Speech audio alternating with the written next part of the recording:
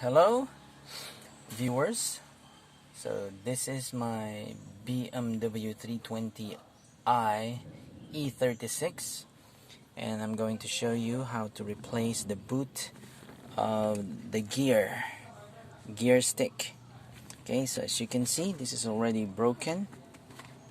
So first I remove this knob, and then just have to press the side here and lift it up.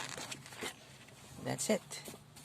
Okay, and then replace it with the new one that I also just bought from Lazada. Okay, so this is it.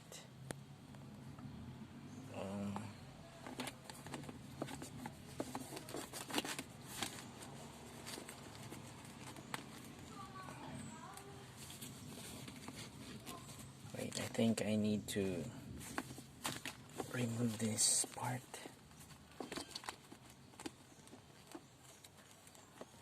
Okay.